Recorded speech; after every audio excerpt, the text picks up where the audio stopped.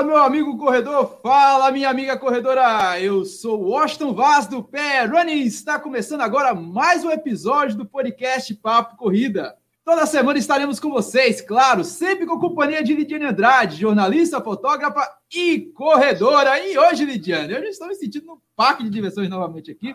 Afinal, a gente está com grandes treinadores aqui, professor Marciano, professor Abraão Nascimento e dois grandes para-atletas. Nossa Senhora, eu estou emocionado. Boa noite, pessoal. A gente já falou aqui de atletismo e eu acho que já deu para perceber o quanto que a gente gosta de atletismo. A gente já falou das Olimpíadas, já trouxe atleta olímpico.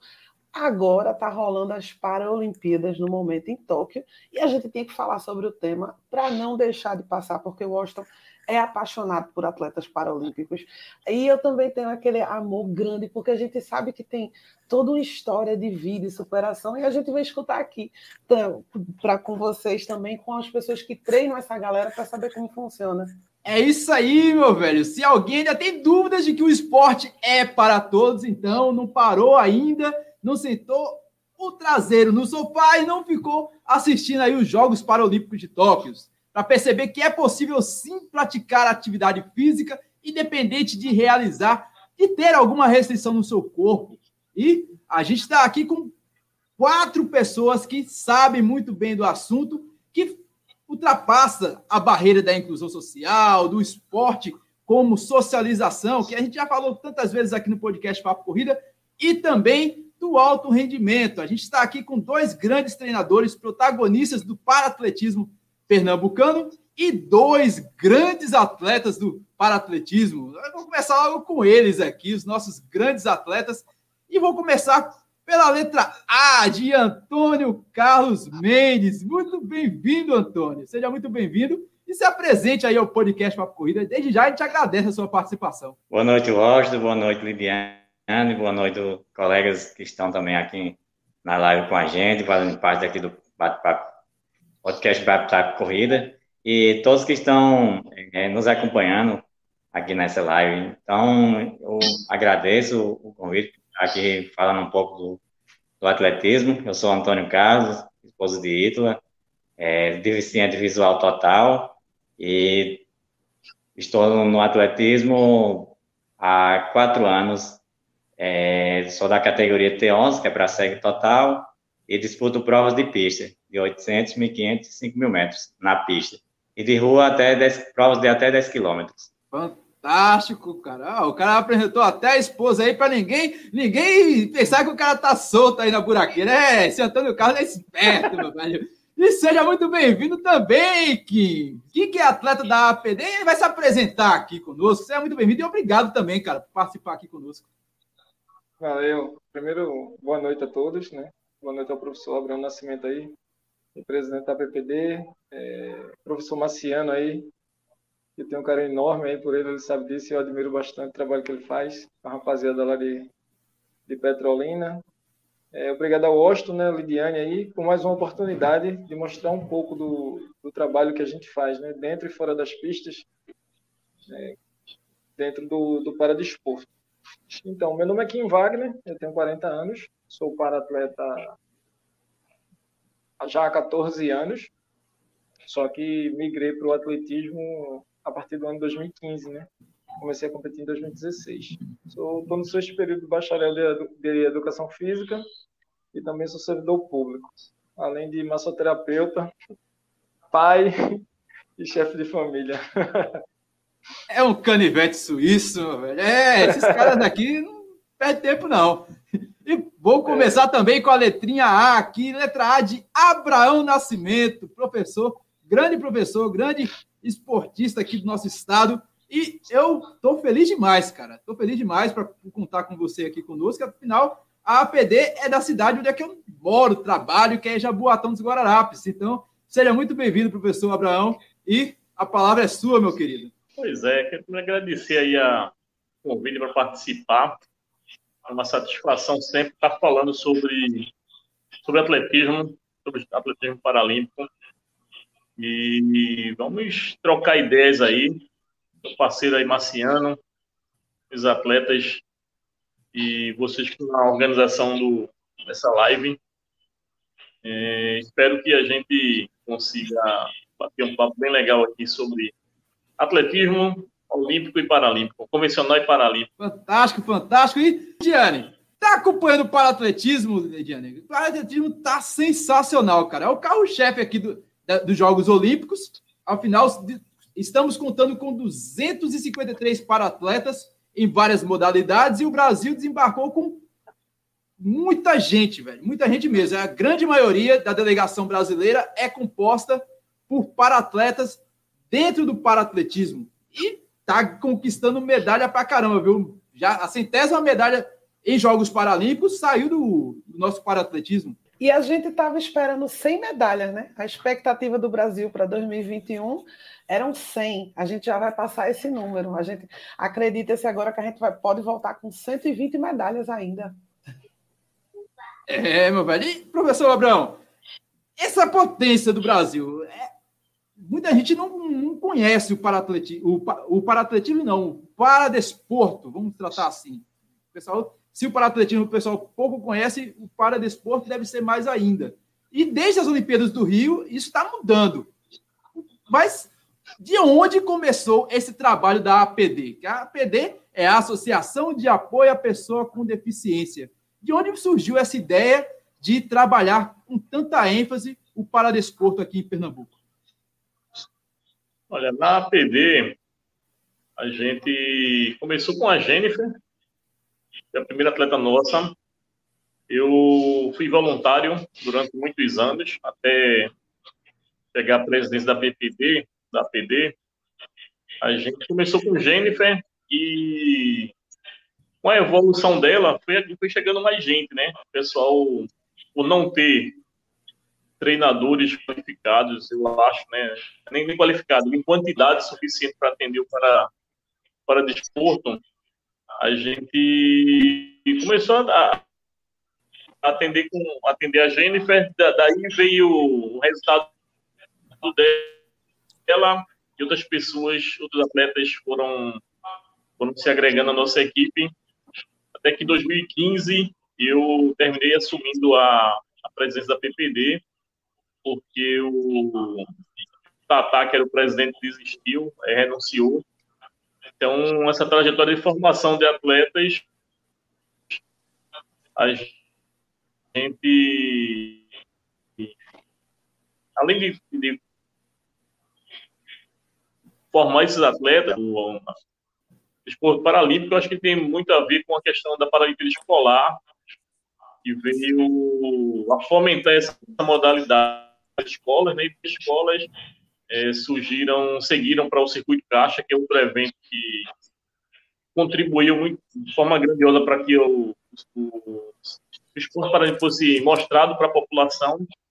E daí a gente foi seguindo em frente com outras equipes que foram surgindo. Eu acho que isso foi o que garantiu o sucesso do esporte paralímpico no Brasil. E, claro, também a organização do CPB, que vem se aperfeiçoando a cada ano, né? Acho que esses fatores contribuem para o paratletismo do esporte paralímpico do Brasil. Fantástico. Eu vou tentar dar a palavra aqui para o professor Marciano. Professor Marciano, diga um oi, som aí, para ver se está tudo ok. Oi, som. Ah, sensacional. Seja muito bem-vindo, professor Marciano. Eu que agradeço. Agradeço pelo convite aí, de estar levando esse papo corrida, né? Eu que, apesar de trabalhar no paratletismo, eu sou da corrida de rua, então fico muito feliz aí pelo convite. Agradeço a você, Washington, a Lidiane, aos colegas aí que estão presentes, né? Professor Abraão, nosso mestre, o Kim, o Antônio Carlos, e a gente vai levar um papo legal aí, falar aqui do atletismo, do paratletismo. O paratletismo, meu início, não se diferencia muito do professor Abraão, pois praticamente começamos juntos aí no segmento paralímpico, né? E vamos conversar bastante, falar um pouquinho dos atletas aqui da nossa região, falar um pouquinho de como vem desenvolvendo o paratletismo aqui no Vale do São Francisco, né? No interior de Pernambuco, e também quem é o responsável por isso, né? Vamos conversar bastante. Fantástico. Eu já deixo logo a palavra para você aí. Eu falei aqui com a Lidiane e com o professor Abraão da potência que é o Brasil, que o Brasil está se tornando aqui no cortando aqui, tá? Como é que surgiu a APA Petrolina nesse quesito, nessa relação com o paradesporto? Então, Washington, o paraatletismo da gente aqui, ela teve 2 momentos assim que fez com que nós despertássemos para o trabalho da pessoa com deficiência, né? Assim, o trabalho da pessoa com deficiência no alto rendimento. Eu já trabalhava com a pessoa com deficiência desde 1996, quando eu comecei na educação física. Eu já comecei sendo voluntário de uma competição aqui do estado de Pernambuco que se chamava Paraesporte, certo? Então, eu já estava envolvido no segmento da pessoa com deficiência, mas até então eu só participava de competições a nível regional, a nível estadual e nada a nível nacional, né? E aí, nós tínhamos uma atleta dentro da instituição, que hoje está lá em Tóquio, né? Que é a Fernanda Yara, que ela competia com a gente como atleta regular, né? Ela era uma atleta, participava de competições oficiais, aí a nível de Pernambuco, como o Campeonato Sub-23, Campeonato Pernambucano Adulto, até o Juvenil ela chegou a participar.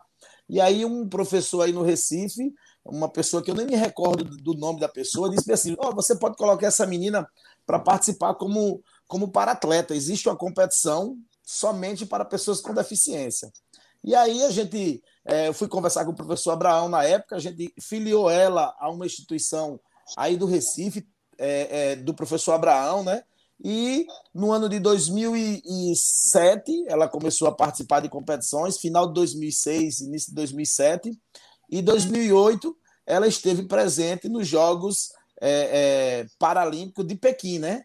E a partir daí, da Fernanda Yara, nós tivemos uma outra situação, que foi um dos nossos atletas regular que perdeu a visão, ficou cego total, que é o Josualdo Coelho, lá em 2008 também.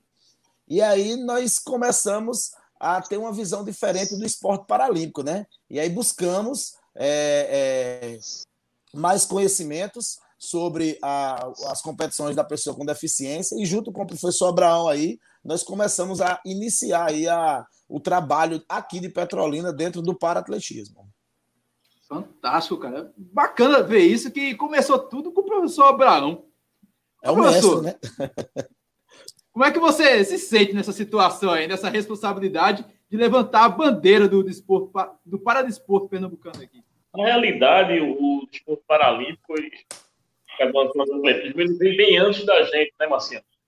Pernambuco teve várias referências na natação, no próprio atletismo, com o Sueli Guimarães, com Rosinha, com o Ivanildo Luiz Silva, Luiz Lima. Então, a gente apenas, acho que deu uma renovada, tanto como treinadores, como os atletas no esporte paralímpico, no atletismo paralímpico, falando mais especificamente, né? Mas, assim, eu tive sorte, a gente teve sorte de encontrar uns parceiros no meio do caminho, né, de pessoas que acreditaram na gente. E a gente, eu e Marciano, e a APA, hoje a APA e a APD, na época era o CAP, né, a gente se tocou em frente a esse projeto que foi, na verdade, não foi nem planejado, ele foi acontecendo, né? E deu certo, e para mim é uma satisfação isso. Não me considero pioneiro, porque teve bem Chico, por exemplo, pessoal bem atrás, bem antes da gente, já fazia o atletismo de Pernambuco, o atletismo paralímpico de Pernambuco funcionar, né? Graças a Deus que ele está vendo hoje que ele está se reinventando, né? Dando a natação, o próprio atletismo e outras modalidades que começam a se tornar mais populares. Acho que isso é um grande legado que a gente está curtindo agora. Fantástico. E como é que o Kim vê tudo isso aí, Kim? Você que está dentro da APD, vê toda essa história aí, essa troca de figurinha desses dois monstros do atletismo pernambucano e nordestino, por que não? Como é que você vê aí, dentro de uma associação como a APD, e esse teu envolvimento? Porque você já é uma pessoa que é conhecida dentro do esporte, você participa, você vem participando de várias competições. Como é que está esse teu envolvimento dentro do esporte? Então, meu envolvimento com o esporte começou no ano de 2007, na verdade, através da modalidade de goalball, né? lá pela Associação Pernambucana de Cegos e, posteriormente, pelo Instituto de Cegos Antônio Pessoa de Queiroz. E aí eu vivi na modalidade coletiva, eu não conhecia o paradesporto individual, né? Apesar de ter vontade, mas assim, não tinha conhecimento para chegar até essas modalidades, né? Tipo judô, natação, atletismo, enfim. E meio que por acaso, eu encontrei com um colega, Ricardo, dentro do ônibus, do metrô, inclusive, e falei na possibilidade de fazer atletismo. Ele disse que já treinava lá na APD e me fez o convite. Isso, acho que no início de 2015. E eu, de bate-pronto, já fui procurar alguém lá no Santos Dumont, né, e onde o professor Abraão treinava.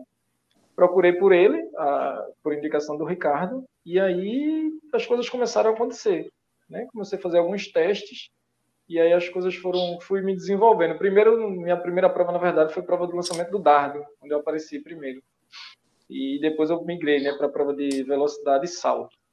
Mas, assim, dentro desse contexto, é importante ressaltar que o papel de todas essas pessoas, todos esses treinadores que foram pioneiros, foi e é, né, essencial para o desenvolvimento do paradesporto, não só no estado, mas a nível do Brasil, né? Se essas pessoas lá atrás não tivessem dado início, dado esse início de pontapé, acreditado, né, nos seus atletas, né, feito o professor Abraão investiu bastante na Jennifer, né, e o quanto que ela se desenvolveu e onde ela chegou e onde ela está, nada disso estaria acontecendo, né, no estado de Pernambuco, com relação à questão do alto rendimento e o desenvolvimento dos paratletas. Lidiane, tem alguma pergunta, Lidiane, para esses senhores aqui, para esse grupo seleto aqui? Eu vou perguntar, na verdade, para os treinadores, que é uma curiosidade minha também, que eu acho que de muita gente. Como é trabalhar com paratletas? Que a gente sabe que são formas diferentes de trabalhar. Eu não digo dificuldades, porque todo atleta tem dificuldade. Se você for treinar um grupo de atletismo, você tem o mais lento, o que alonga menos. Os paratletas têm as suas necessidades específicas. Mas como é trabalhar com eles? Vocês sentem que é mais agradável, que é mais prazeroso, ou que exige um pouco mais de vocês? Como é que funciona o planejamento até chegar à competição dos paratletas? Abraão? Não é o atleta convencional, não tem muita dificuldade, não tem muita diferença, não. Eu também tenho essa linha, né? Eu não tenho dificuldade de trabalhar com uma pessoa com deficiência e nem faço muita distinção. Tanto que aqui a gente já fez alguns trabalhos de pesquisa aí para encontros aí, onde a gente fala dessa questão da inclusão, né? Da questão dos atletas treinando o alto rendimento no mesmo espaço, sem distinção por ser deficiente ou não ser deficiente. Então, assim, eu nunca encontrei muita dificuldade, não, até porque, como eu falei anteriormente, eu já trabalhava esses alunos com deficiência no meio de pessoas sem deficiência e sem nenhum tipo de distinção. Inclusive, a Fernanda Yara ganhou muitas corridas de rua, né? Na classificação geral. Isso ela não disputava como deficiente, né? Os outros também que vieram com deficiência visual, com deficiência intelectual, alguns deficientes físicos. Os que a gente tem assim, um certo cuidado, um pouquinho, assim, que diferencia um pouco o trabalho, é a questão dos cadeirantes, mas quando vai para a parte de treinamento mesmo, o que um cara que não está numa cadeira de lançamento faz, o outro vai fazer também. Em termos de força, não tem muita diferença desse trabalho, não. Bacana. Eu quero falar aqui com o Antônio Carlos. Está conseguindo me ouvir, Antônio Carlos? Sim, eu consigo, sim. Como é que foi o teu início dentro desse esporte? Estou escutando direitinho. O Kim já falou do início dele. Como é que foi esse teu início para entrar no esporte e começar a correr? Então, igual ao Kim, eu também não iniciei dentro do esporte paralímpico já no atletismo. Eu iniciei há 10 anos atrás no futebol de 5, que é o futebol para pessoa cega. Então, eu conheci o paradesporto através do futebol. Aí, quando chega em 2017, é que eu inicio, ali no final de 2006, início de 2017, eu migro para o atletismo, faço aquela transição e desde 2018 eu estou somente no atletismo. Minha primeira prova foi em 2017 em Recife. É onde eu tenho uma sintonia muito boa com essa pista do Santos Dumont. Eu iniciei aí e tenho a minha melhor marca no atletismo também aí em Recife. Fantástico, cara. Para quem não sabe, o Antônio Carlos Mendes é irmão de um grande craque que está tirando onda lá em Tóquio, que é o Raimundo Nonato. Como é que essa troca de figurinha aí entre o Raimundo Nonato e o Antônio Mendes? É primo, é? Ah, parente. Primo, eu chamo meus primos também de irmão de primo. Então, é primo. É parente, com certeza. Mas são iguais. Com certeza. Aí, então, tem primo que parece, a gente sabe que ele é ele tem um talento nato para o futebol. Ele já nasceu para o futebol mesmo. Ele jogava lá com o pessoal que tinha a visão normal e ainda conseguia fazer muita coisa ainda no meio das pessoas com a visão. E assim, a gente tem uma sintonia boa. Eu joguei muito com ele quando eu estava no futebol, jogava no mesmo time que ele, e é um craque ali. Só para fazer uma ressalva, pode falar. Quando você fala sobre a questão da 100ª medalha do Brasil, a 100ª medalha que teve com o atletismo foi de ouro. O Brasil tem mais de 100 medalhas já nas Paralimpíadas. Foi a 100ª de ouro que o Brasil conquistou. De ouro, isso. Isso. E é um número bastante expressivo. Bacana demais. Incrível. Lidiane. Né? A diferença, foi o que a gente falou no outro dia sobre a relevância do atletismo. A gente tem os melhores esportistas no atletismo, tanto no para-atletismo como no atletismo da Olimpíada do mês passado. E a gente tem uma quantidade imensa de medalhas e tem um canal da TV passando e muito mal exibindo as competições. Eu ainda fico muito chocada com a relevância que se dá para a Olimpíada, que é muito legal. Tem toda a cobertura, tá todo mundo lá filmando do mesmo jeito que a Olimpíada, mas a gente não passa, e a gente tem mais de 100 medalhas. E a maioria fica torcendo para 5, 6 medalhas de ouro na Olimpíada que já passou. É muito estranho isso ainda, não é não, Austin? É complicado. Seria até uma pergunta que eu iria fazer. Como é que vocês analisam isso, professor Abraão e professor Marciano? Antes das Olimpíadas, antes de iniciar os Jogos Paralímpicos, ficaram muito comparando a premiação dos Jogos Paralímpicos com a premiação dos Jogos Olímpicos. Agora, existe esse 2 pesos e 2 medidas a respeito dos Jogos Paralímpicos e Jogos Olímpicos, que é a transmissão, por exemplo, que a Lidiane falou aí.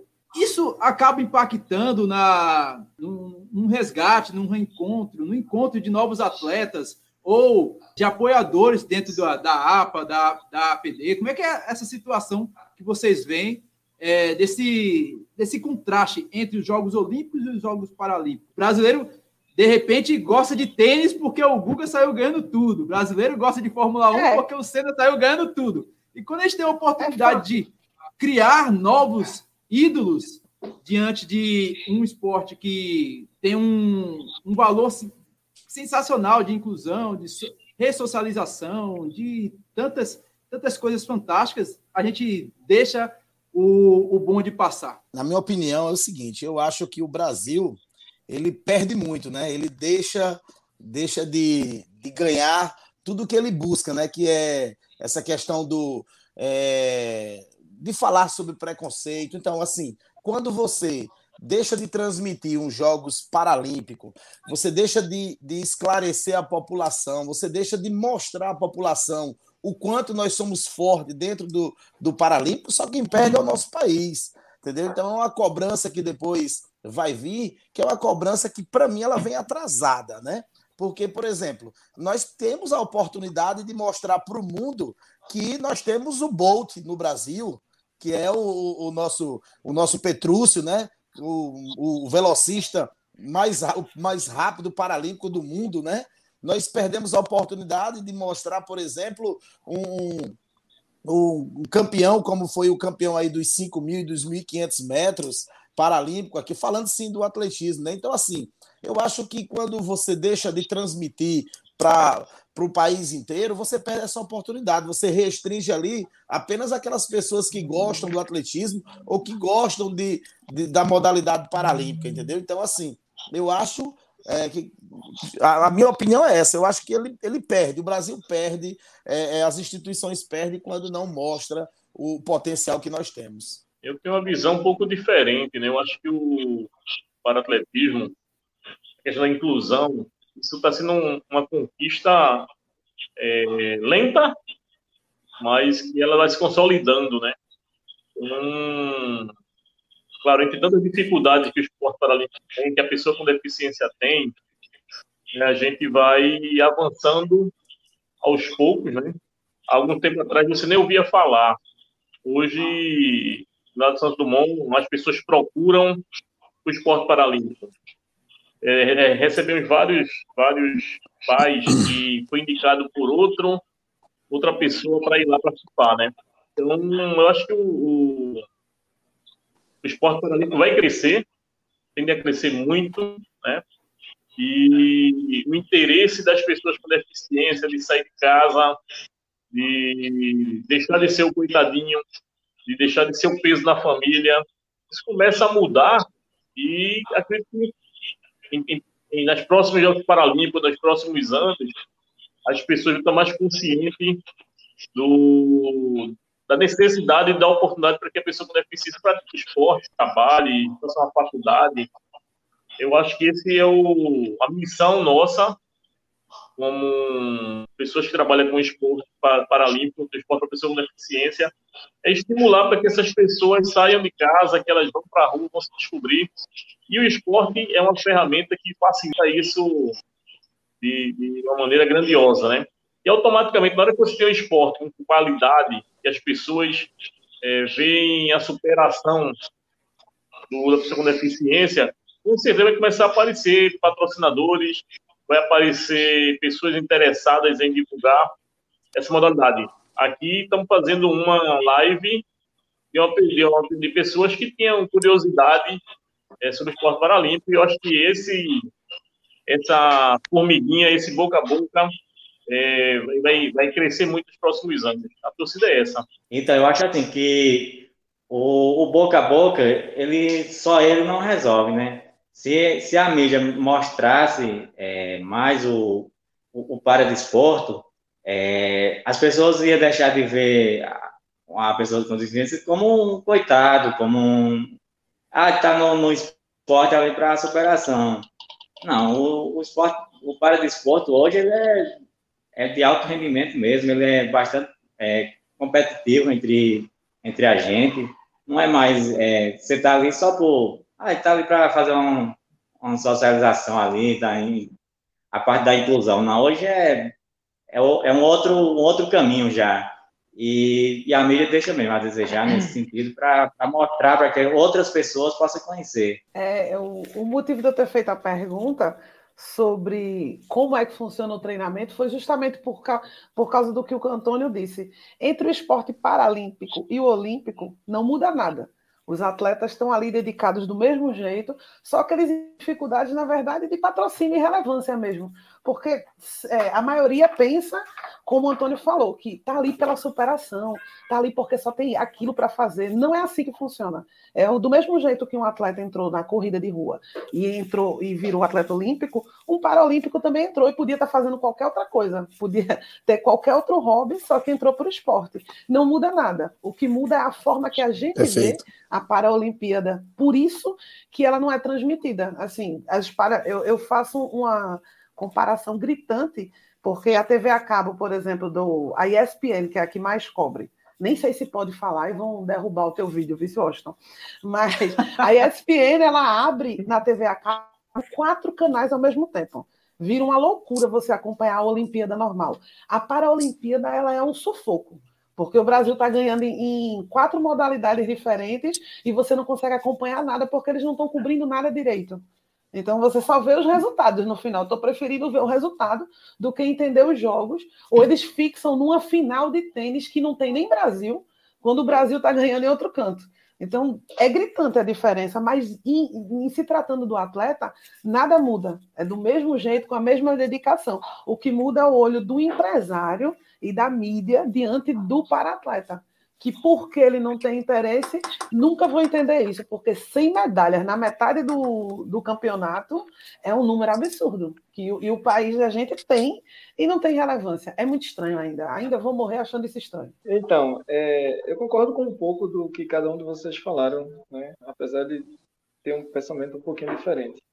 Quando a gente fala de esporte convencional, esporte paralímpico, existe uma disparidade muito grande no que se diz respeito principalmente à mídia, né? A gente teve uma Olimpíada do nosso país há 5 anos atrás. Qual foi o legado real que foi deixado para o paradesporto? Uma pergunta que pode ficar no ar aí para depois a gente responder ou debater. Será que ficou um legado bacana? Porque se tivesse ficado de fato um legado bacana, o Brasil hoje estaria dando um show de cobertura e transmissão para divulgar e informar famílias, pessoas que têm deficiência, que às vezes estão perdidas, sem direcionamento, sem saber o que fazer da vida, né? Eu mesmo passei quase 7 anos da minha vida, desde quando eu perdi a visão, sem fazer nada praticamente. Assim, agora eu não fiz por quê? Porque eu não quis ou porque a informação não chegou? Né? Então, assim, dos meus 20 até os 27, que foi quando eu comecei a praticar goalball, assim, eu não tive acesso à informação de modalidades paralímpicas. E isso é uma realidade. A gente tem que levar muito em consideração esse tipo de situação. Financeiramente, existe uma disparidade muito grande, porque o empresário ele vai sempre tendenciar para o esporte convencional. Isso é nítido. Né? O mundo não foi feito para as pessoas com deficiência. A gente se adapta, se adequa e sobrevive nesse mundo. Certo? Eu costumo dizer que eu sou uma exceção.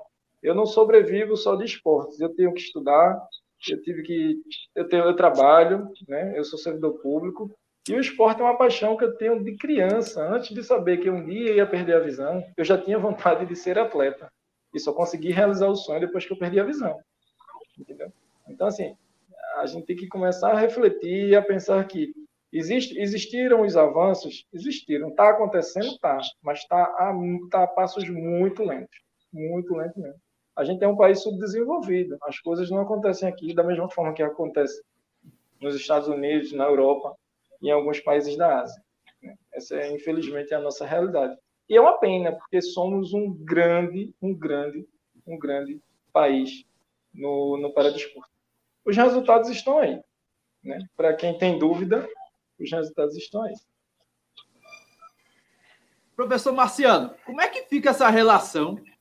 A gente vai acabar batendo sempre nisso, mas como é que fica a relação de custo e desenvolvimento de atletas? Porque, por exemplo, nossos 2 grandes atletas, o Antônio Carlos Mendes e o Kim Wagner, na questão do esporte deles, eles necessitam de um guia, ou seja, um segundo atleta para acompanhá-los.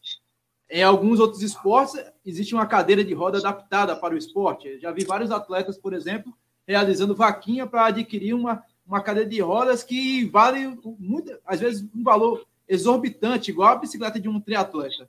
Como é que essa relação custo-investimento, melhorias para os atletas, para as equipes de atletismo, para os treinadores, de onde saem os recursos e como consegue criar tantas medalhas assim quando acontece um campeonato sul-americano, mundial, tá cortando aqui direto, tá caindo paralímpicos? Como é que é essa relação? Então, com os cegos é trabalho dobrado. Eu sempre falo que é trabalho dobrado porque a gente tem que preparar o atleta com deficiência visual e temos que preparar também o atleta guia, né? E muitas vezes a gente tem dificuldade de ter atletas guias para poder ser os olhos daquele atleta, né?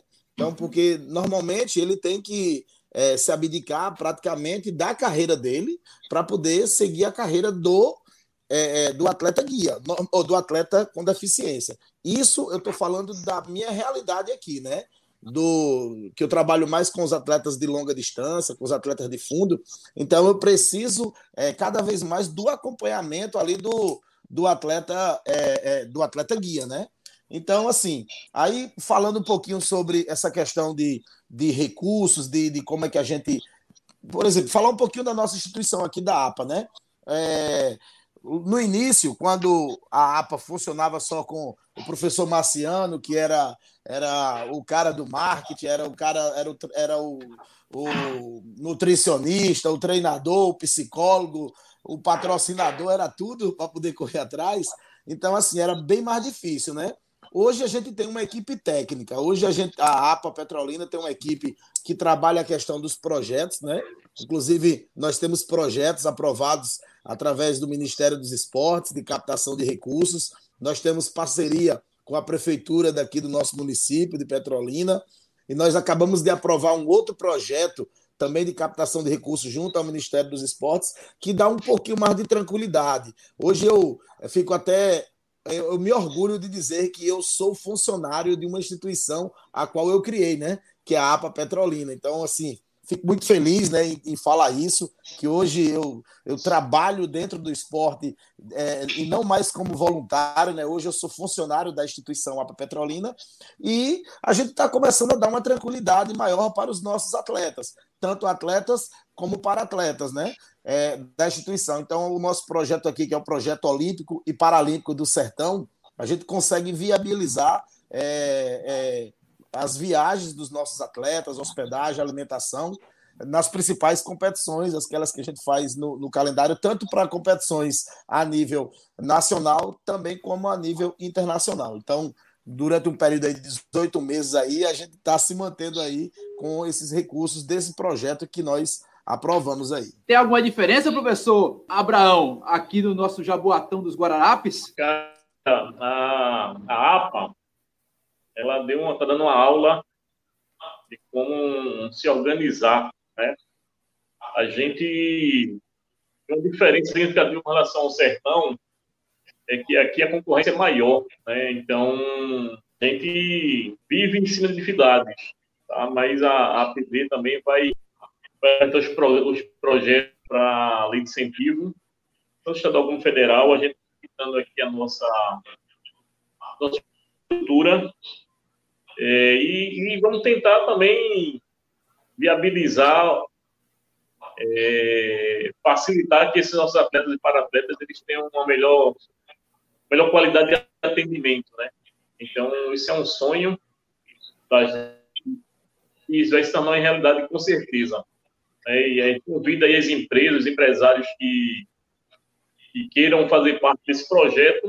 A gente tem um projeto aí para 2032, né, 2024, 2028, 2032, para iniciação.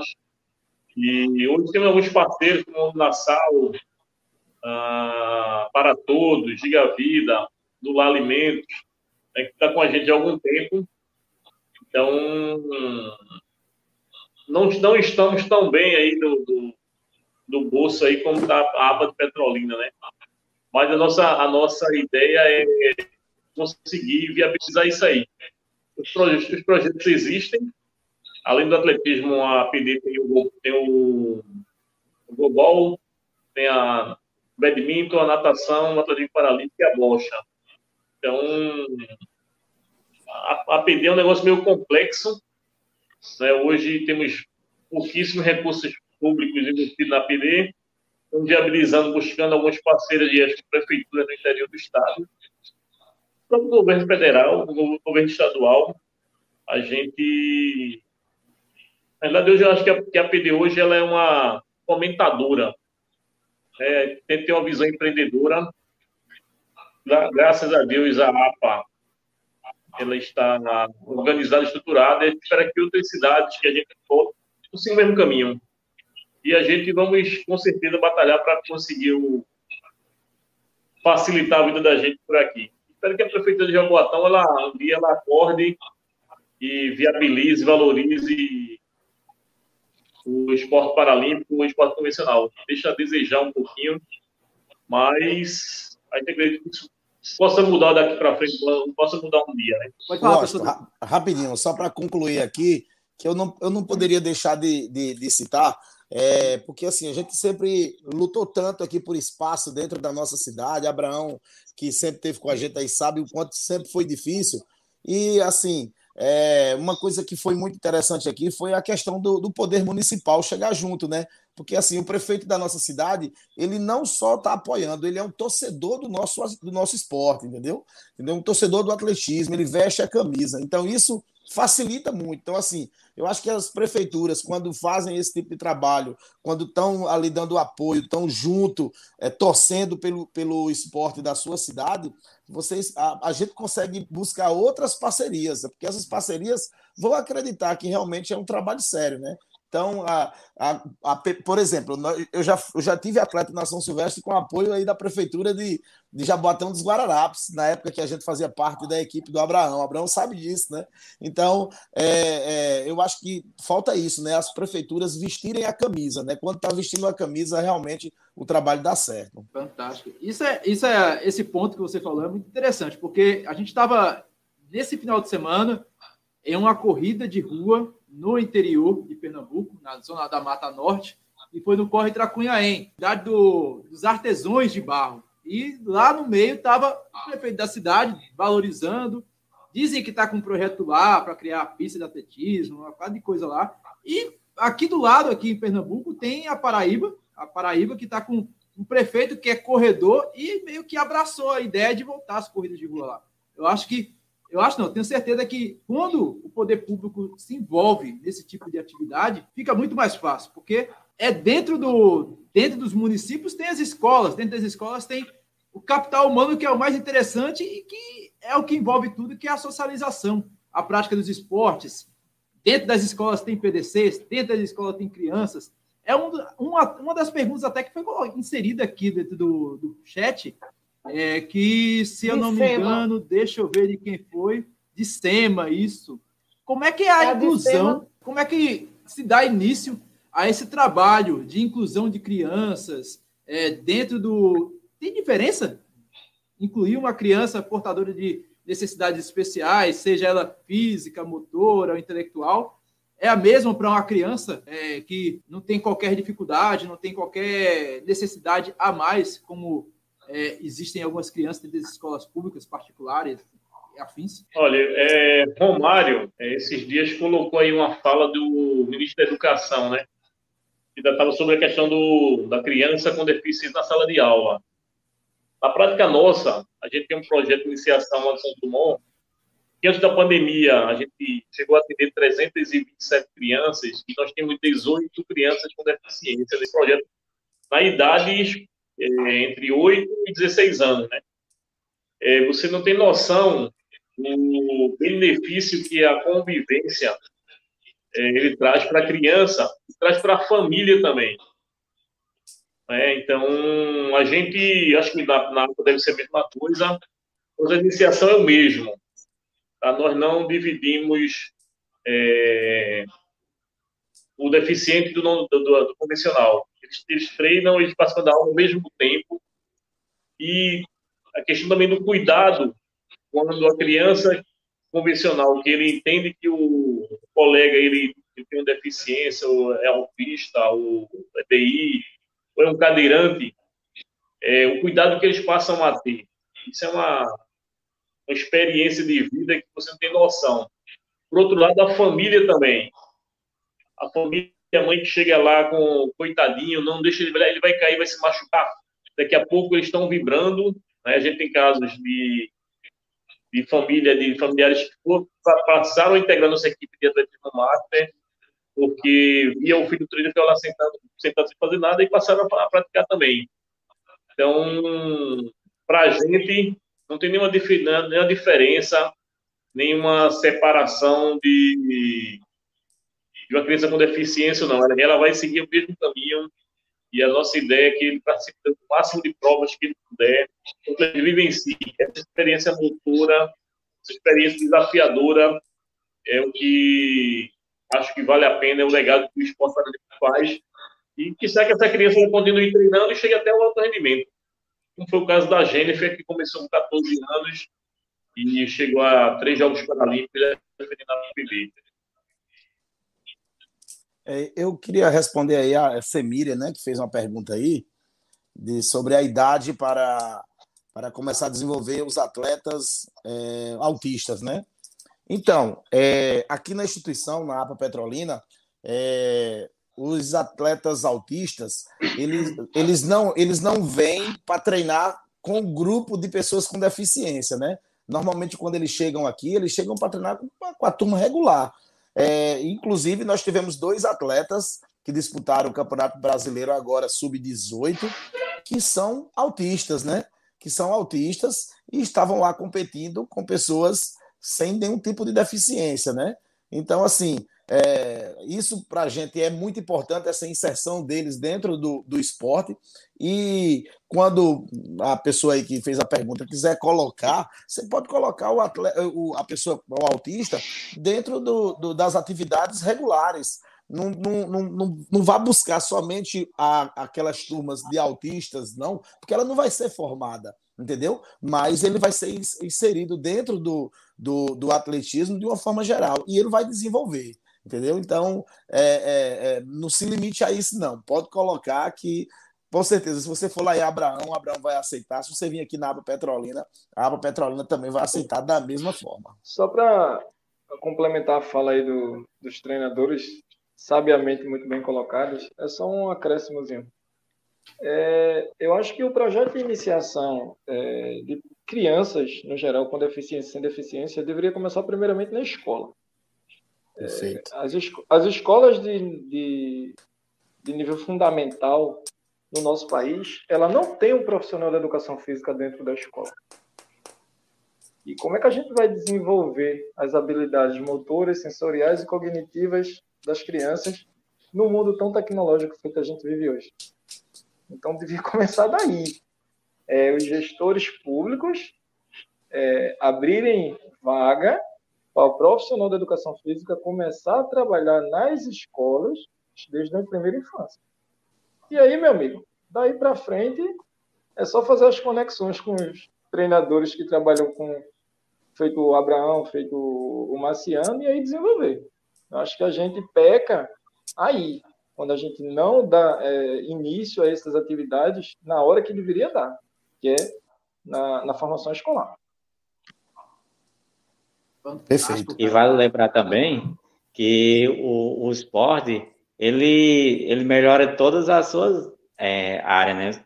Quem pratica uma atividade física, ele consegue melhorar seu sono, consegue raciocinar melhor. Então, tem outros benefícios que são agregados à prática do esporte, da atividade física no geral. Vocês são exemplos aí na cidade onde é que vocês moram, Antônio Carlos e Kim Wagner. Como é que vocês se sentem enquanto para-atletas? Fugindo daquele negócio chamado que superação. O Kim é um cara que superou tudo, mas vocês se sentem como exemplo, protagonistas aí da região, da comunidade de vocês? Eu acho assim que as pessoas ainda muitas vezes não conhecem, né, a pessoa, o atleta Antônio Carlos. Muitas vezes não conhece. Quando sabe que a pessoa é um atleta de alto rendimento, às vezes que ela até uma estranha. Você foi campeão, você é líder do ranking. Nessa categoria sua, eu não corro 1 quilômetro, mas você já começou, já deu o primeiro passo para treinar? Geralmente o pessoal subestima, né, a pessoa com deficiência quando ele é um atleta, mas vale tocar no ponto novamente, né? A mídia deixa a desejar em questão de divulgação para que as pessoas possam conhecer de fato, né? Mas a gente vem galgando esse espaço, né, para se melhorar cada vez mais. É o seguinte, existe uma coisa de como a sociedade nos enxerga, né? Porque para a pessoa com deficiência que faz esporte, ou a gente é visto como o herói, o super-herói, né, que é o super fantástico, ou coitadinho. E antes de tudo isso, né, de sermos julgados como super-heróis pelo fato de praticarmos esporte ou sermos julgados como incapazes e coitadinhos, somos seres humanos. Somos pai, filho, enfim, somos pessoas que temos nossas vidas, né? E se precisa divulgar essas coisas para a sociedade, para que as pessoas entendam que antes de existir a deficiência, existe a pessoa. A deficiência é uma característica, né? Agora, é claro que a partir do momento que eu começo a fazer esporte, que eu começo a aparecer, a representar um segmento de pessoas com deficiência visual e outras crianças, adolescentes ou até mesmo adultos começam a aparecer nessas instituições. E, eita, o Kim é cego, mas quem corre. Quem é cego viajou. Quem é cego, mas quem corre. Né? Quem ganhou tal campeonato. Isso é bacana. É bacana porque você acaba se tornando referência e uma ferramenta motivadora para quem está chegando. Né? E eu presenciei isso de uma maneira muito forte no Gobol. Onde eu cheguei, eu era fã de um determinado atleta. Mas eu me desenvolvi tão bem que a galera que veio chegando depois não passou a ser fã daquele atleta que eu era fã, passou a ser meu fã. Entendeu? A me admirar. Então, assim, quando as pessoas começam a admirar o trabalho que você faz, né? E isso tem uma significância muito grande. Eu acho que significa que o trabalho que eu estou fazendo tem surtido efeito, tem sido importante para quem está chegando, vendo, observando, né? E se motivando a querer se desenvolver também. Fantástico. Show de bola. Parabéns aí. Pelo comentário aí. Show de bola mesmo. Ô, Washington, como aqui você sabe que a maioria do pessoal aí são oriundos da corrida de rua, né? Vamos saber aí desse Antônio Carlos aí, que é um corredor de longa distância. Como é as marcas dele, né? Para que as pessoas entendam quem é, quanto é que ele tem nos 5, no 10, no 15. Diz exatamente. Aí, eu até gostaria de saber. Quem é esse Pangaré? Entendeu? O Pangaré, mais um Pangaré da APA Petrolina, meu amigo. Quais são suas marcas, Antônio? Então, nos 5, a minha melhor marca não é muito diferente na rua e na pista, não. Tem um 16 e 35 na rua e 16 e 34 na pista. Nos 10, assim, eu não tive a oportunidade de correr pista, só rua. Aí eu tenho 33 minutos e 57 segundos nos 10. E nos meus 15, minha melhor marca foi 53 e 18. Igual ao teu, Washington. Igualzinho ao teu. Igual a minha velocidade. É igual a velocidade que eu estava lá no Santos Dumont até o momento que eu fui expulso. Não, tô brincando. De carro, né, filho? De carro, né? De carro ou bicicleta, né? Igualzinho. E você, Kim? Quais são suas marcas pessoais aí? Para o pessoal ver que o pessoal corre também, meu velho. Então, eu sou atual campeão brasileiro do salto em altura e dos 200 metros, né? Tenho a segunda melhor marca do mundo no salto em altura e atual recordista brasileiro também. Nos 100 metros eu tenho a terceira melhor marca do Brasil, com 11,71, desde 2019. Por conta da pandemia, o ano passado a gente não competiu. E tenho o segundo melhor salto do Brasil também, com 5,55, salto em distância. Tenho alguns... como é que eu posso dizer... Algumas marcas aí bem expressivas, né? De nunca ter perdido uma prova a nível de Pernambuco dentro da minha classe, nunca ter perdido nenhuma prova a nível de Nordeste, ter sido o único para-atleta no ano de 2019 a ter sido campeão regional de 2 modalidades diferentes, que eu fui campeão regional em 3 provas do atletismo e fui campeão regional pelo Gobol. Então, assim, é muito gratificante, né? Ter algumas marcas expressivas. Claro que tem muita coisa a melhorar, mas ter começado a competir em alto rendimento no atletismo aos 35 anos, meu amigo, eu acho que eu já fiz um pouquinho. Perfeito. Fantástico. E o incrível é que vocês começaram um pouco tarde na idade, né? O Kim falou aqui que passou quase 5 anos, 5, 6 anos. De 6 a 7 anos antes de iniciar o Gobol, né? Já com 27, praticamente, e no atletismo aos 35. Mas as idades elas mudam bastante, né, na faixa do para-atletismo. Tinha uma mulher com 51 anos, com o melhor período, se eu não me engano, foi nos 400 metros. 51 anos para estar na pista de atletismo é muito. Se você for comparar, você quase não vê um atleta desse jeito. E ganhando a Olimpíada, as marcas são realmente diferentes, né, as faixas etárias. Sim, o que é que acontece? Se a gente for pegar a geração aí da década de 70, 80, esses atletas e para-atletas, eles iniciaram tarde, justamente por conta dessa falta de informação que a gente descobre meio que por acaso. Graças a Deus, hoje em dia, essas divulgações elas já acontecem de uma maneira mais maciça, né? De uma maneira maior.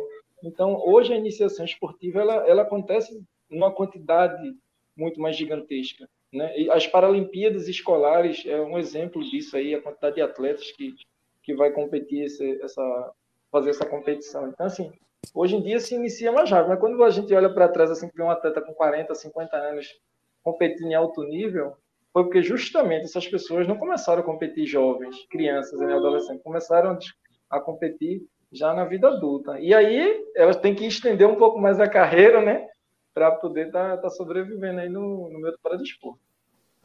Eu acho que isso é o ponto positivo da Paralimpíada. Sim. Não sei se vocês concordam, porque se a atleta que eu vi de 51 anos estivesse na outra Olimpíada, ela já estaria fora há muito tempo, aposentada. Ela já teria sido superada pelos 18, 20 anos que chegam aí das universidades norte-americanas, né? Lidiane, nós tivemos aí uma campeã olímpica brasileira com 56 anos agora no lançamento do disco, né? Foi a melhor marca da vida dela agora nas Olimpíadas agora de Tóquio, né? 56 anos. Isso, foi a Beth, aos 56 anos, 56 anos, foi campeã do lançamento do disco. Muita gente não está assistindo, mas é incrível como o pessoal bate recorde mundial e recorde paralímpico na eliminatória. O pessoal guarda energia para chegar na final. Todo dia eu vejo um recorde mundial sendo batido na primeira bateria, pô. Já na primeira. Aí já vem a segunda bateria e bate a primeira já tem outro recorde na mesma prova. Isso você não vê todo dia, né? A classe da Vanessa Cristina, que eu tive a honra de trazê-la aqui para o canal, pelo Resenha de Corrida, a classe dela, apenas na classificatória, todo mundo bateu o recorde. Eu disse, como assim, Bial? Todo mundo bateu o recorde. E foi o melhor tempo sul-americano. Isso na eliminatória ainda, na classificatória. É algo assim, fora de contexto, às vezes, quando o cara que não vê essa situação, o cara acha que é um peladão alto astral, mas não, os caras competem, é pesado, é em alto nível e é fantástico. Pode falar, professor. O que aconteceu agora, eu até cheguei essa semana na pista, né? E aí eu tinha visto 2 medalhas do Brasil, inclusive 3 nesse dia, né? 3 medalhas, uma da Silvana no salto de distância, um rapaz lá que ganhou arremesso de peso, e o Yeltsin, né, que é o concorrente aí do nosso Antônio Carlos, ganhando ouro dos 5.000 metros, né? E aí eu comentei com eles, eu disse, olha, as pessoas que estão lá fora não sabem o nível de como vocês competem, né? Porque eu estou falando de 2 atletas que ganharam medalha de ouro do arremesso de peso, bateu o recorde, e aí eu comentando com outro para-atleta da gente, o Mocotó, dizendo, o teu concorrente foi recordista mundial e campeão paralímpico. Aí cheguei para o Antônio e disse a mesma coisa. Antônio, aquele cara lá que você foi fazer a seletiva lá e infelizmente não conseguiu disputar com ele devido... teve Covid lá antes da seletiva e ficou isolado, foi campeão olímpico nos 5.000, campeão olímpico no 1.500 com marca de 15,13, 3,57 no 1.500. Então, as pessoas não tinham que estão por aqui, não têm muita noção, né, do nível que a gente está encontrando no nosso próprio país, né? Então, para a gente poder ir para uma Olimpíada, a gente tem que bater o melhor atleta do mundo, né? O melhor atleta do mundo. Então, assim, foi algo que, naquele momento, para a gente ali, foi, assim, interessante ter essa conversa entre a gente. E ele disse, o próprio Antônio Carlos me falou, não se preocupe não, em dezembro eu bato a marca dele. Boa, Antônio, é isso aí mesmo. As Paralimpíadas de Paris está bem próximo. Tem que ver isso aí, está bem próximo. Com certeza. E assim, a mentalidade para as Paralimpíadas de Paris já mudou logo ali. Depois que eu peguei Covid, que não pude disputar a prova da seletiva, já o pensamento já foi voltado direto para Paris. Pronto, essa daqui já foi, e a gente ressalta também que essa Paralimpíada é a que mais está sendo batido os recordes mundial, nessa Paralimpíada. Então, para a gente ver que está cada vez o nível crescendo cada vez mais. Fantástico. Não deu nem para se abater, né, Antônio Carlos Mendes? Você acabou ficando na portinha por conta desse vírus maldito, mas levantou o astral aí, ó. Paris é logo ali. Já tá focado, né, meu amigo? Com certeza, você tem que focar, né? Porque, assim, o atleta de alto rendimento ele não pode perder tempo, ficar ali para baixo com aquele sentimento, não foi, sim, não foi. A gente sabe que a gente está numa pandemia, está vivenciando isso, então a gente não pode ficar muito tempo ali naquela coisa, não deu para mim, não, tem que dar a volta por cima mais rápido que os adversários também estão se melhorando, né? Fantástico. E Kim, para você aí, como é que tá as Paralimpíadas? Não só as Paralimpíadas, como é que tá o teu planejamento aí até 2024? Quais são os jogos? Quais são as competições? Qual é o seu objetivo daqui para lá? Porque é uma escadinha, né? É uma escadinha e muito trabalho. É verdade. Na verdade, o planejamento era de estar em Tóquio, né? O objetivo era esse. A pandemia, infelizmente, nos impossibilitou de dar seguimento a uma sequência de treino que já estava sendo feita. Eu passei muito tempo sem treinar, o trabalho também não permite que eu me ausente tanto para treino. Mas aí, tranquilo, vida que segue, Paris está logo ali, são 3 anos mais aí de um novo planejamento, né? Se dedicar à prova certa para tentar brigar. Porque, assim, por mais que eu quisesse estar lá, os atletas da minha classe que lá estão, eles estavam melhor que eu, estavam no melhor momento, né? Tinham melhores marcas e estão nos representando muito bem. Então, o que me deixa tranquilo é isso, né? Que não levaram um atleta que não tivesse com uma marca, por exemplo, melhor que a minha. Então, todo mundo que foi da minha classe realmente estava bem mais capacitado que eu para estar lá. E aí a gente já começou, né? O planejamento de treino para Paris, com certeza. Né? Agora, claro que ciclo de treino a ciclo, né? Momento a momento. Primeiro a gente vai ter ainda o MIT esse ano. Né? Ano que vem talvez tenha a regional, o circuito caixa, Open, enfim. Volte todo o circuito como vinha antes da pandemia, né? Para que a gente consiga se preparar da melhor forma e quando chega o momento de fazer os índices mesmo, e a gente tá lá brigando de igual para igual com todos e, se Deus quiser, tá em Paris. Fantástico, meu velho. Professor, é uma pergunta que eu vou fazer para o professor, tanto o professor Abraão como o professor Marciano. No esporte olímpico, a gente sempre vê lá, principalmente nos esportes individuais, fica bem claro isso. A gente, geralmente, na conquista, a gente vê sempre o atleta. Mas no esporte, no paradesporto, é bem mais do que o atleta. Há uma equipe por trás, há o guia. Vou até perguntar ao Kim e ao Antônio Carlos essa situação do guia. Como é que é esse envolvimento aí de uma equipe por trás? Não por trás, muitas vezes é ao lado do atleta. Realmente, quando eu falo ao lado, está realmente ao lado do atleta ali naquele momento, durante, antes e após o evento e nas conquistas em si. Como é que está esse envolvimento aí de um planejamento que é um planejamento curto até Paris? Como é que você visualiza aí enquanto treinador? Então, na verdade, o atleta guia, como eu falei lá atrás, né, é os olhos do atleta, né? Então, assim, é uma dedicação muito grande o atleta guia tem que ter. O atleta guia muitas vezes abandona a carreira dele para poder se dedicar a acompanhar um atleta. A gente muitas vezes tem dificuldade, né, de ter pessoas para estar acompanhando. Por exemplo, o Antônio Carlos tem 2 atletas guias, entendeu?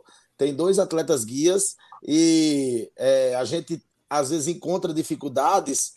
Por exemplo, eu encontrei dificuldade com o Antônio Carlos porque um dos atletas guias dele já não estava acompanhando o condicionamento do atleta, né? Então eu tinha um atleta para competição e um outro atleta para treinamento. Então, assim, tem essas dificuldades, né? Tem essas dificuldades, mas a gente tem que estar correndo atrás de melhora. Ele sabe como é que é, um cara que a gente tem que estar ali naquele contato para poder saber como é que o atleta está se sentindo, o atleta guia está se sentindo. Então, a gente tem que ter esse feedback com o atleta guia, com o atleta normal, para poder não deixar criar um problema, né? Porque se você ficar toda hora trocando de guia, não é interessante, né? Então, a gente normalmente procura fidelizar o atleta guia com o atleta que tem a deficiência.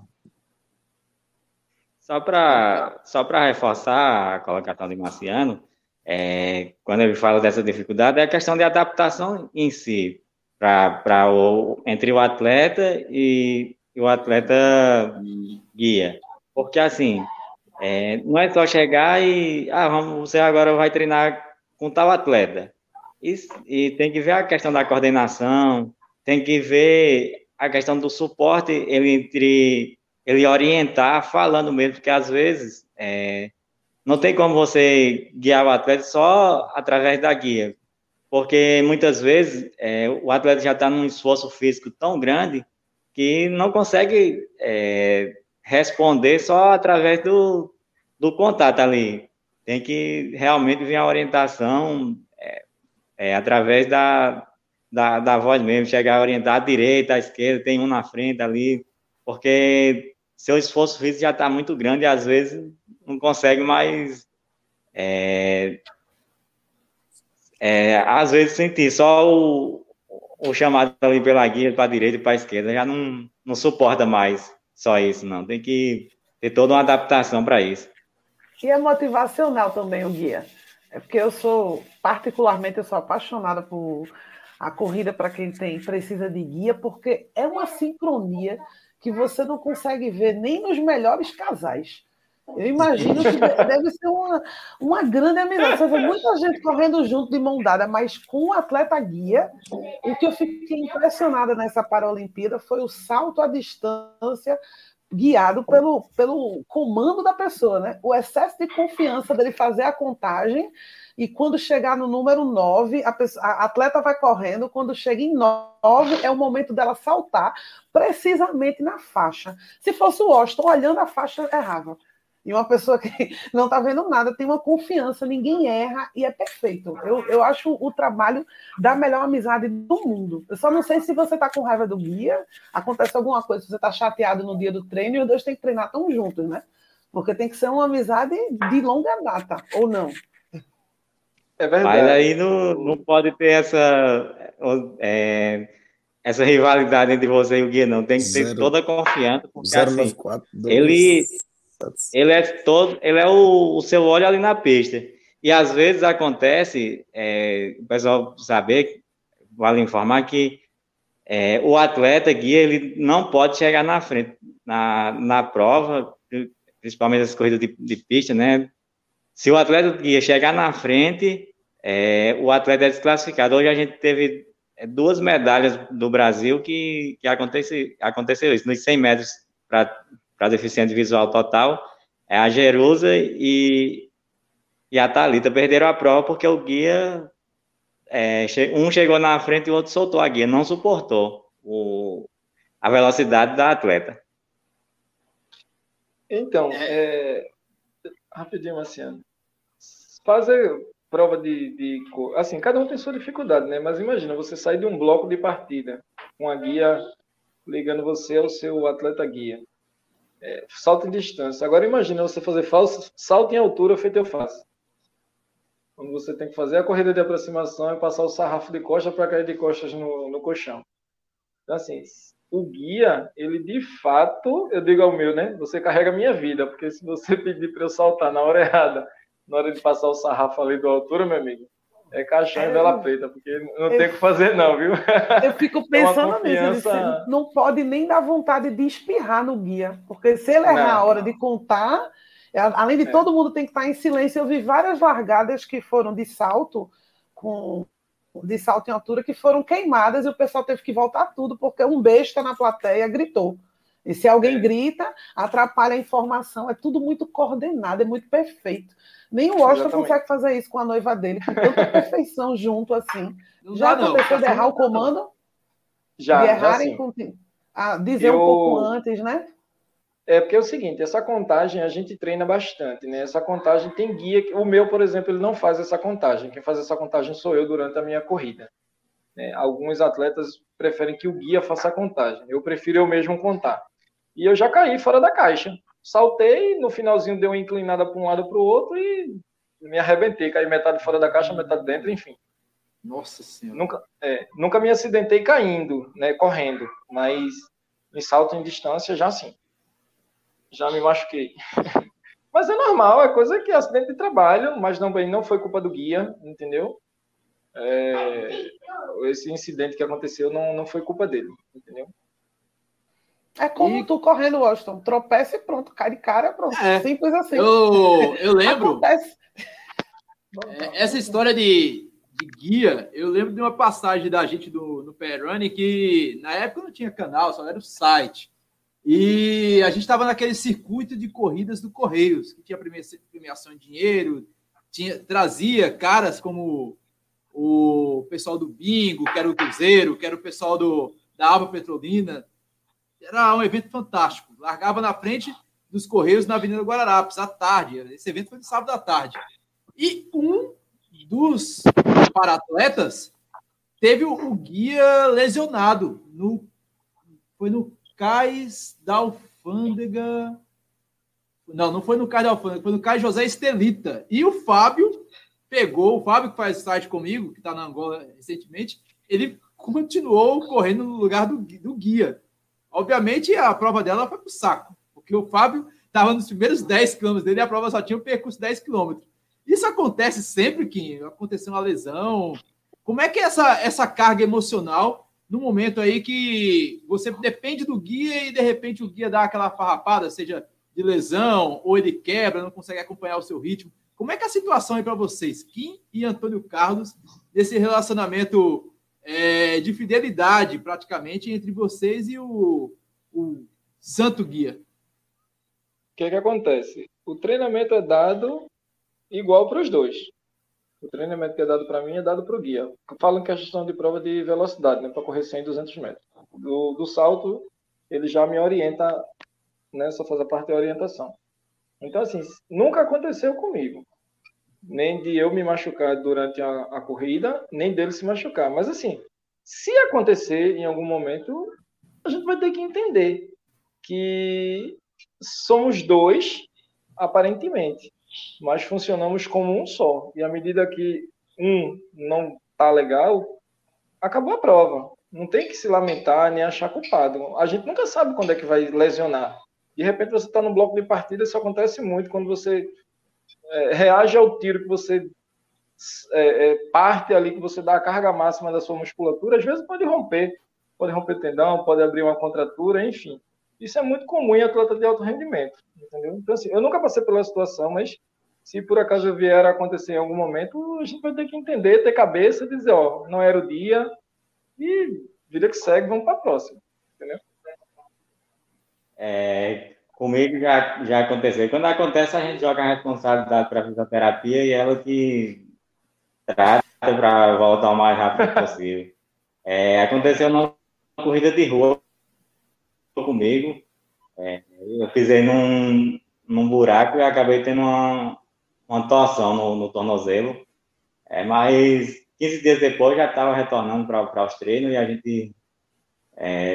assim, acontece de ter esses problemas assim, como eu ressaltei da atleta que perdeu a medalha lá na prova, já aconteceu comigo também, do que chegar na frente na hora da chegada. A gente fica ali triste no momento, porque você deu o seu máximo ali na hora, mas é levantar a cabeça e partir para outra prova no outro. Porque não, é uma responsabilidade que você não pode jogar só para ele, né? Ali tem todo um emocional, tem todo...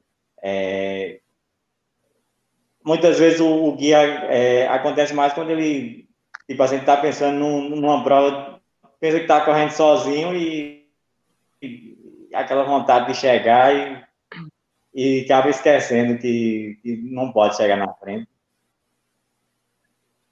Isso aconteceu comigo em 2018 no Open Internacional. Eu tinha mudado de guia, né, nesse ano. Eu já estou com o terceiro, né? Terceiro casamento. E aí, na competição do Open, a gente na prova de 100 metros, daqui a pouco, desclassificado. Gente, o que foi que houve? A gente vai lá na câmara de chamada, aí a comissão lá mostra a foto, né, da foto finish, que é a foto de chegada, eu completamente encoberto, o guia na frente. E aí não tem o que fazer, né? Contra fatos não há argumentos. E aí você é desclassificado, né? Foi a primeira competição dele comigo, né? Também assim. Então, assim, há de se entender que faltava experiência, a gente estava se adaptando. Aí foi a primeira e a última. De lá para cá, graças a Deus, não aconteceu mais. A gente começou e tudo se acertou. Professor, como é que a gente já está chegando quase ao fim do episódio do podcast Papo Corrida, mas eu tenho algumas perguntas. Como é que faz para um pangaré feito eu se tornar um guia desses atletas? Existe essa capacitação de você pegar um atleta e transformar em guia? Não, eu não vou fazer nenhum vídeo, não, para não ser expulso. Você vai fazer um vídeo para ser expulso. Tu vai derrubar alguém com certeza, Austin, nem tenta. Fala aí, Marcelo, de 2019, então, em São Paulo, que a gente saiu daqui sem guia e teve que pegar um dia lá de última hora para poder. Isso acontece. Antônio, adaptar ali na hora, né, não, Marcelo? Antônio, a visão de tu correndo com o Austin vai ser tu puxando o Austin por uns 10 quilômetros e o Austin tá sendo arrastado, que nem um rebote. Vai ser essa a visão que vai passar todo mundo. Ele vai dizendo para a direita, tem uma curva ali logo ali na frente, tem uma lombada. Nossa, então, primeiro, o Kim falou aí que já está no terceiro casamento e o nosso amigo Antônio é bígamo, que ele tem 2, ok? Eita, bexiga! É um harém, ele tem um harém. Então, pessoal, é o seguinte, aqui na instituição, como eu falei para vocês, eu trabalho muito com corrida de rua. Então, meio que todo o meu pessoal sempre faz algum treino com algum atleta que tem deficiência visual. Então, assim, como também chega pessoas que vão iniciar, então, as pessoas que começam a iniciar ali aquelas atividades com outros deficientes visuais, eles começam a ajudar também. Então, por exemplo, chegou uma pessoa que está iniciando. Então, nesse momento, você pode já ser um guia de um desses deficientes, entendeu? Então, não tem problema. A gente pega todas as pessoas que têm aquele interesse em estar ajudando. Aqui a gente encontra alguns deficientes visuais que não sabem nem correr, entendeu? Que não sabem nem correr, que a gente tem que estar mostrando... iniciando ali em uma coordenação para que ele possa fazer o movimento da corrida, porque às vezes não sabe, entendeu? Fazer nenhum movimento da corrida. E aí a gente utiliza bastante as pessoas, o pessoal que pratica a corrida como qualidade de vida, que está sempre presente aqui. Tem gente que chega para mim e diz: meu sonho, velho, é guiar um atleta desse daí, é acompanhar um atleta desse daí numa corrida. E a gente às vezes dá a oportunidade da pessoa entrar, tá junto ali, tá guiando, entendeu? Fazer um aquecimento, de toda forma a gente consegue encaixar alguém ali para poder ser guia. E quando um deficiente, tô dizendo, e quando um deficiente tem vontade de ser guia, também. O meu primeiro atleta guia na APA para fazer um treino foi um atleta com deficiência intelectual, foi o Diego, e ele disse que está realizando um sonho, porque Josualdo já treinava na instituição quando eu cheguei, e aí ele disse que a maior vontade dele era guiar, nem que fosse num treino. Eu tinha realizado um sonho dele, ter sido meu atleta guia. Eu digo, tá bom, então, tudo bem. Bacana essa humildade, velho. Bacana isso, esse envolvimento de vocês dentro aí desse relacionamento, né? Porque tem que passar a primeira confiança, né, Kim? De aceitar e de ser humilde. Há uma humildade dos dois lados para acontecer esse casamento perfeito, né? Com certeza. O atleta guia, ele não só é nossos olhos, né? É um parceiro, de fato, é uma pessoa onde a gente deposita total confiança, né, na execução dos treinamentos e principalmente da competição. Essa é mais do que irmão, bicho. Falar a verdade assim, tem que existir uma cumplicidade muito grande, né, entre os dois para que a coisa de fato funcione, entendeu? Senão não vai funcionar. Não tem esse negócio de estar de birra, de estar de mau humor. Não, o trabalho é aquele, tem que treinar, é o trabalho, tem que viajar, tem que competir, entendeu? É mais ou menos por aí. Mandar até um abraço aí pro meu atleta guia David Douglas, o famoso paraquedas. Um abraço aí, parceiro. Para a turma aí da educação física, é um tema aí muito importante aí para quem de repente queira trabalhar em monografia, é a importância do atleta guia na vida dos atletas cegos, entendeu? Então, um tema bem relevante, bem interessante aí. De repente aí alguém quer fazer um estudo aí, é muito interessante. viajei aqui e fiquei nesse pensamento, porque a gente tem um atleta guia aqui, o Laércio Lima, que inclusive esteve competindo aí como atleta regular na prova que você estava presente, que você foi desclassificado, né? O Laércio Lima, que é o guia do Josualdo, ele é um garoto que mora aqui até hoje, né? Do lado do Parque Municipal, que era o local onde eu faço os meus treinos, né? E era um garoto que não tinha nenhuma perspectiva, ficava ali junto com a molecada de rua e tal. E certo dia eu tive um dos meus alunos que ficou cego, né? Que é o Josualdo, como eu citei. E aí eu convidei ele, eu disse, cara, tu não quer vir aqui começar a guiar um atleta aqui, não? Ele é cego. E aí ele sempre quis entrar no esporte, mas era envolvido com droga, com outras coisas lá, nunca teve muita responsabilidade para isso. E aí, quando ele começou a guiar esse atleta com deficiência visual, mudou a vida dele. Aí a gente fez até uma reportagem para a Rede Globo, e na reportagem o cara disse bem assim, que o Laércio empresta os seus olhos ao Josualdo, que ensinou ele a enxergar um mundo longe das drogas. E esse casamento deles dois hoje já dura aí mais de 12 anos, né? 13 anos juntos. Então, assim, realmente mudou a vida do cara através de um guia. Ele passou a ser guia e mudou a vida. Hoje o cara não tem nenhum envolvimento com droga, pelo contrário, é um cara super prestativo com a gente, que eu tenho o maior carinho, certo? Que eu tenho o maior carinho, o maior respeito por ele, que ajuda todos os nossos atletas, que é um caça-talento, só vive na rua procurando chumbado, que a gente chama assim, né? A molecada, procurando deficiente para trazer para a instituição, para dizer, olha, minha vida mudou com o esporte, pode mudar a tua também. Então, assim, é uma coisa que eu conto, assim, eu me emociono, porque eu sei o quanto o esporte foi importante na vida dele, né? O quanto que o esporte é transformador, né? Isso é um exemplo, né? De tantos outros, né? E o Laércio, eu conheço o menino lá, corre com ele também, tenho um carinho enorme por eles também. Dê um abraço para ele lá e sucesso aí. Fantástico. Lidiane, a gente vai chegando já ao fim de mais um episódio do podcast Papo Corrida. E fantástico, meu velho. A gente viu aqui hoje que o esporte paralímpico não é o esporte, o paradesporto no total. Não é só inclusão social. A gente viu aqui várias histórias bacanas. E no começo é sim inclusão social, mas quando chega, ele pode se transformar em alto rendimento, como no esporte convencional. Ele é performance, como no esporte convencional. E também pode ser meio de ganha-pão, como mostrou aí o professor Marciano. Hoje ele vive da APA. Isso é fantástico, velho. É fantástico. Eu realmente fiquei muito feliz com tantas histórias compartilhadas aqui. E eu passo a bola para você. Eu só tenho a agradecer para vocês. E como o professor Marciano falou, um dia eu ainda pretendo fazer uma live só com guias, só para falar sobre o trabalho do guia. Porque eu nunca vou desmerecer o trabalho dos atletas, principalmente dos que estão aqui, que é maravilhoso, mas a conquista do guia junto eu sempre achei muito bonito. Aí eu até queria comentar sobre isso, porque é um trabalho de cumplicidade que você, quando vê na Olimpíada, o guia não recebe a medalha, né?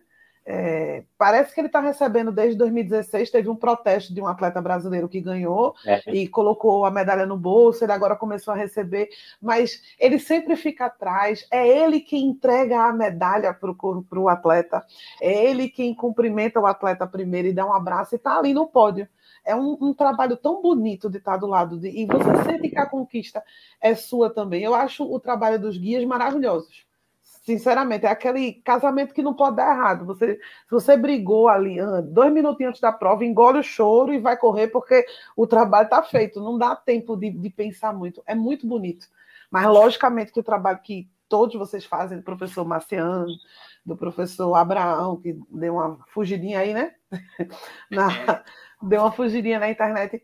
É um trabalho que foi sempre a forma como eu vi o atleta paralímpico. Ele é um atleta como outro qualquer. A mídia é que tende a separar isso sozinha. É uma coisa que ela faz na cabeça dela e que as pessoas absorvem, que são atletas diferentes e que têm que ser tratados como atletas diferentes. E isso faz com que o atletismo não entre tão cedo na vida de crianças que precisariam. que teria um outro ressignificado, porque já é muito difícil ser deficiente no Brasil. A gente não tem vias agradáveis. A gente teve uma Olimpíada aqui focada nos atletas paralímpicos e nada mudou na rua, nada mudou no trânsito. A gente ainda está começando a incluir socialmente. E se começasse desde cedo era melhor ainda, mas é um trabalho de gotinha, né? Assim, do mesmo jeito que eu e o Washington a gente está conversando, os jornais vão comentando e assim a gente vai chegando lá. É gotinha. Em um momento, a gente também não gostava tanto de Olimpíada e dos outros esportes.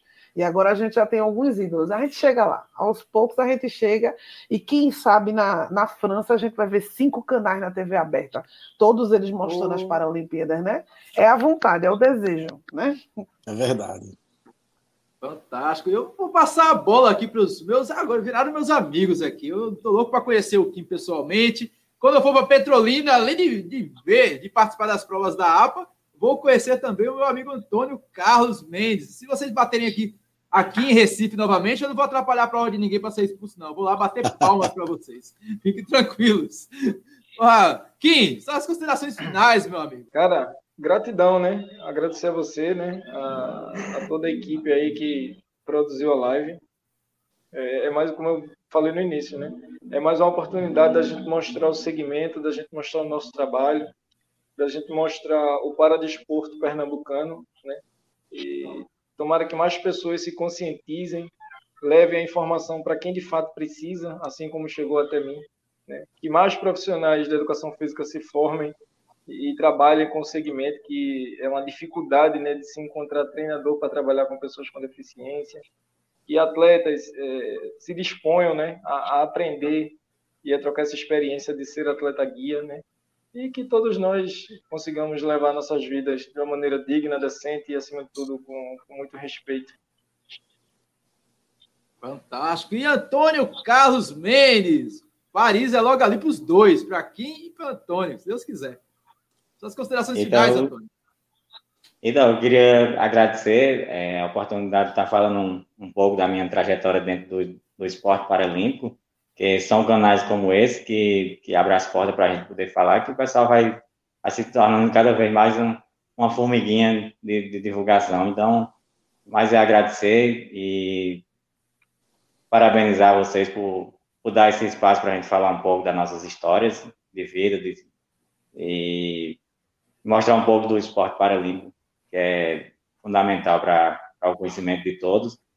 E parabenizar vocês.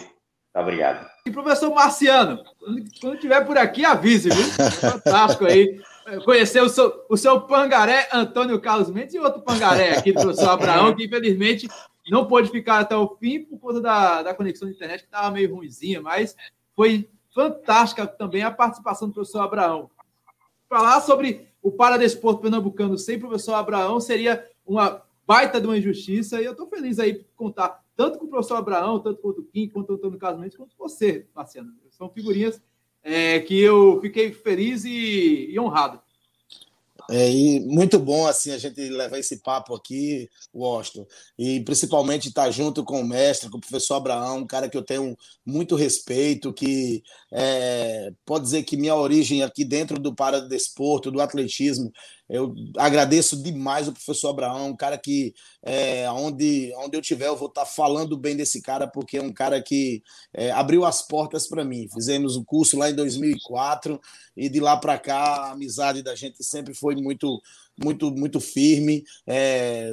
Quando houve a nossa separação de equipe, não foi separação de briga, foi separação de conselhos para que a gente pudesse andar com as próprias pernas aqui em Petrolina, e graças a Deus hoje a gente faz isso. Graças a Deus hoje nós temos uma equipe que consegue fazer o atletismo acontecer, assim como ele começou aí no Recife, fazer o atletismo acontecer e faz até hoje, interiorizou, jogou o atletismo para o interior do estado, e hoje tem Uricuri, tem Pesqueira, tem Petrolina, tudo, essa cimentinha aí plantada pelo professor Abraão, né? E a gente fica feliz em saber que hoje a gente, aqui no sertão de Pernambuco, temos uma equipe que está entre as melhores equipes do país, se consagrando entre as 5 primeiras desde 2017, entendeu? Obtendo uma segunda colocação, como nós obtivemos com mais de 150 equipes paralímpicas em um país que é considerado potência paralímpica no atletismo, né?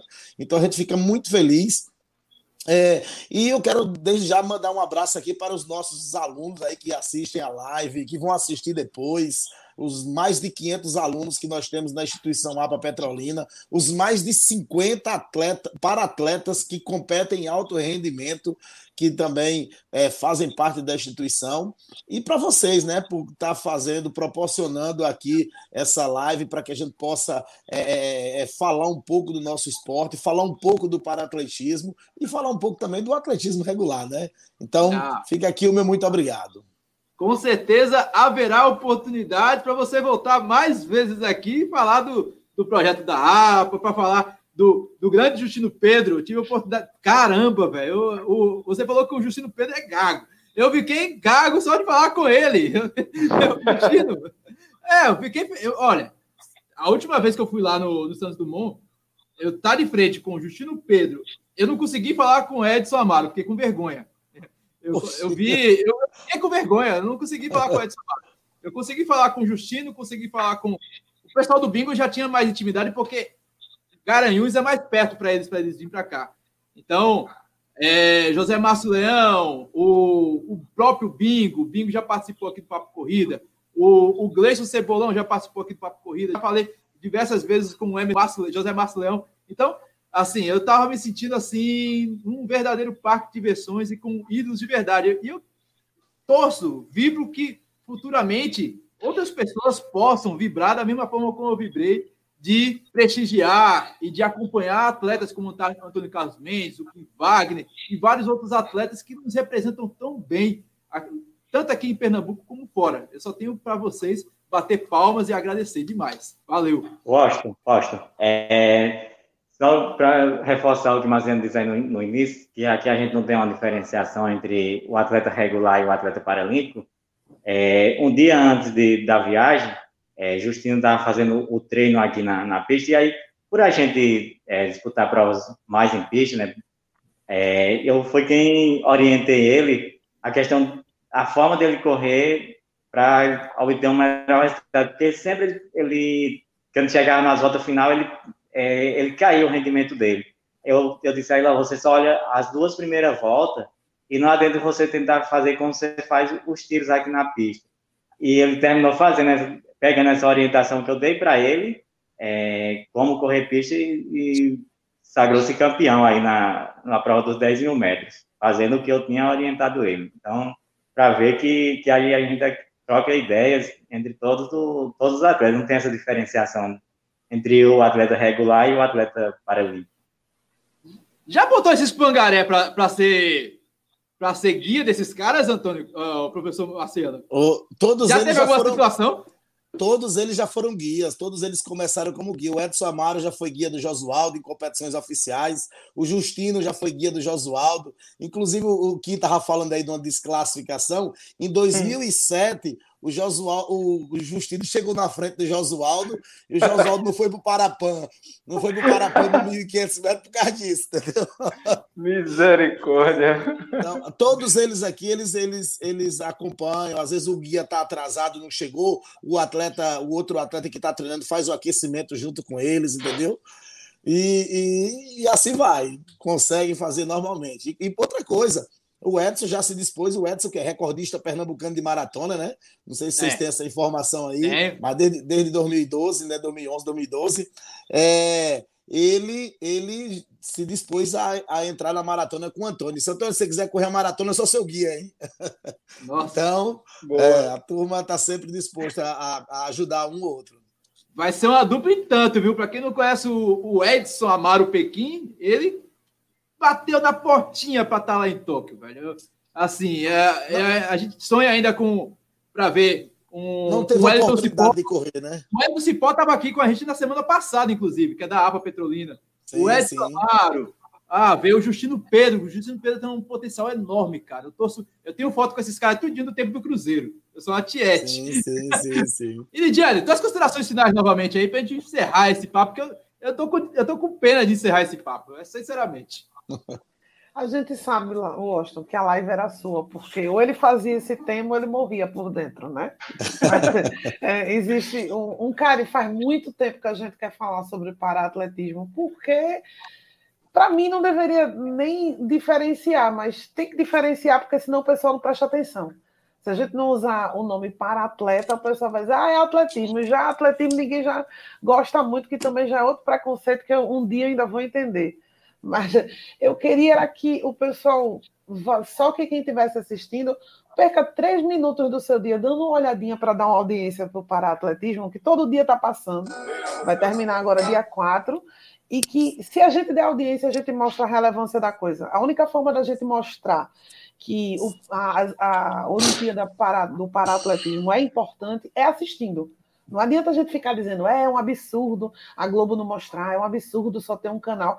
Dá para ligar um pouquinho, 2 minutinhos, comentar numa notícia, se informar, que é assim que vocês, pelo menos, sem gastar nada, ajudam os atletas que estão tentando ir para a França, né?